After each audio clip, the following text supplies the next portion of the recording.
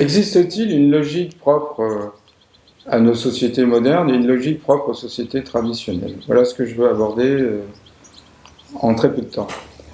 Alors, tout d'abord, en physique, il y a deux physiques qui sont complémentaires d'ailleurs. La physique qui est adaptée à l'infiniment grand et à notre monde quotidien. Alors j'appelle infiniment grand les planètes, les étoiles, les galaxies, mais également une chaise, une paire de chaussures. Ce sont des objets qui obéissent à la physique dite classique. Alors on l'appelle aussi cette physique la physique newtonienne. Newton est un physicien anglais qui a le premier introduit la notion de force.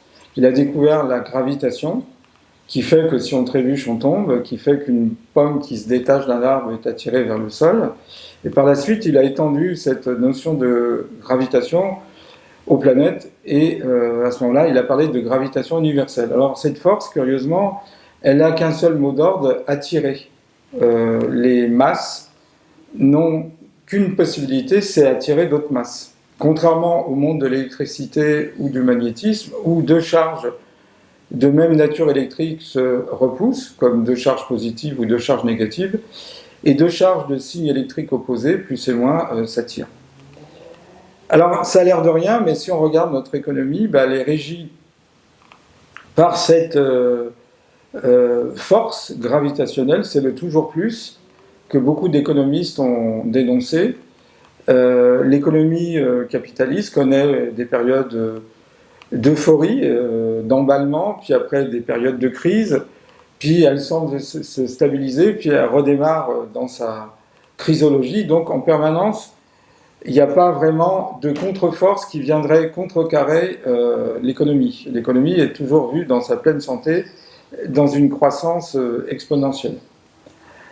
Alors, autre conséquence, c'est que la logique qui sous-tend la physique classique est souvent qualifiée de logique d'homogénéisation, rendre homogène. Alors, un logicien d'origine roumaine, Stefan Lupasco, a distingué deux logiques, chacune correspondant à une physique. Par exemple, la physique classique, son mot d'ordre, c'est rendre homogène.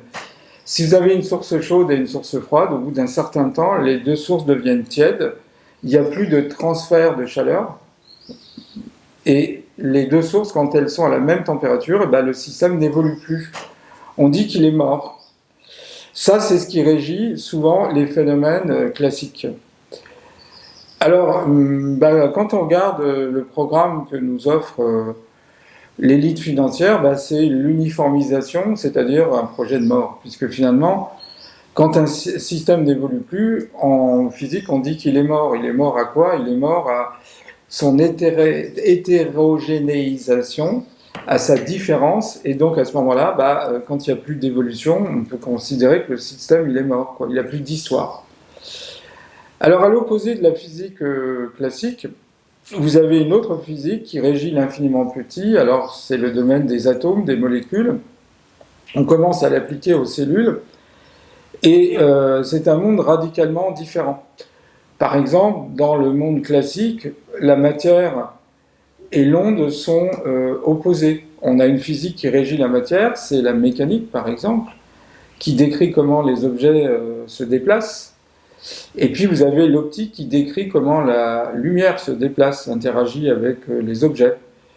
Quand elle rencontre un objet, elle peut être diffusée, réfléchie, diffractée, absorbée. Mais on a donc deux physiques, une qui régit le matériel et une qui régit l'immatériel.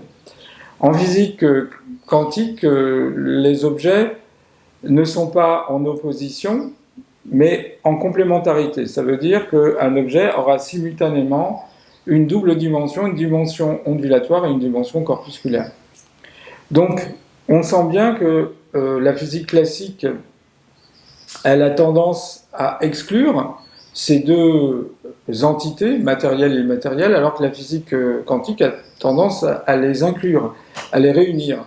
On n'a pas onde ou corpuscule, comme on l'a en physique classique, mais onde et corpuscule. Et le « et » est important, puisque c'est un « et » d'inclusion.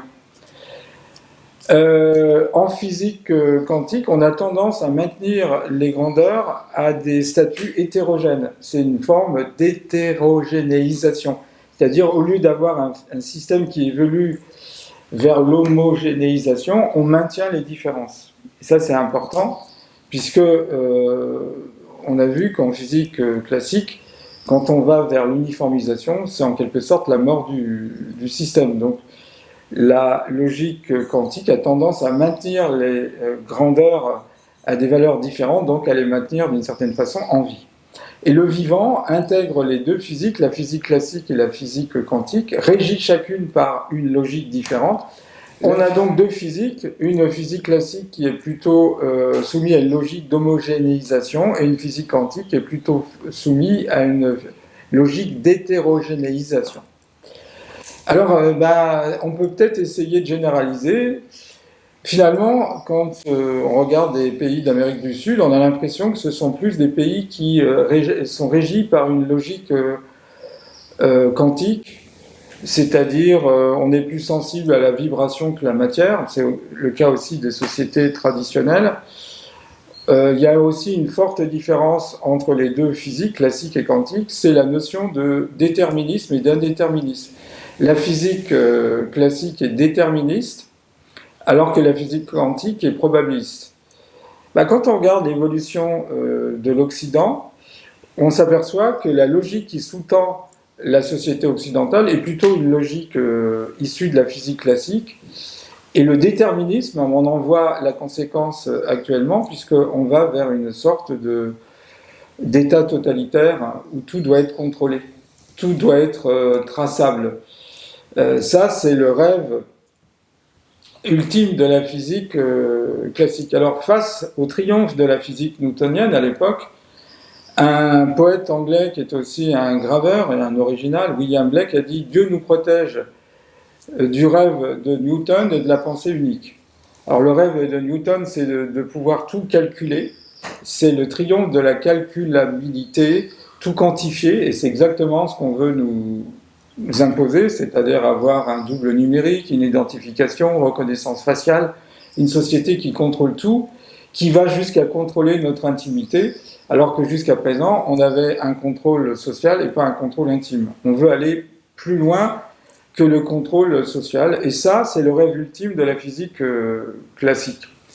À l'opposé, évidemment, des pays comme l'Amérique du Sud ou l'Afrique, on ne peut pas avoir un projet de même, puisque leur logique est plutôt proche de celle de la physique quantique. C'est plutôt des pays où tout est indéterminé, il n'y a pas de choses bien définies, il y a une sorte de fluctuation naturelle qui est propre au vivant.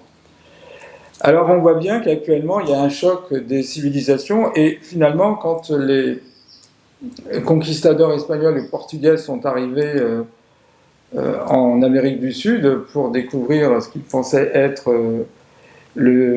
l'Amérique, le Nouveau Monde, eh bien, ça a été un choc des civilisations, puisqu'ils ont rencontré des cultures comme les Incas et les Aztèques qui avaient plutôt développé leur société selon la logique qui sous-tend la physique quantique.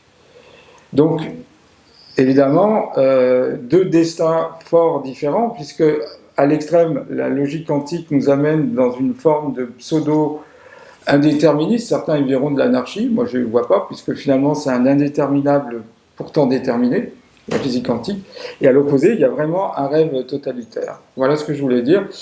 Nos sociétés finissent par aller jusqu'au bout de cette logique qui sous-tend les soubassements du monde occidental, une logique classique, déterministe, totalisante, totalitaire, à l'opposé des sociétés qui ont refusé ça. Voilà ce que je voulais vous dire sur les deux logiques qui régissent les sociétés modernes et les sociétés modernes, mais en voie de développement, ou les sociétés traditionnelles.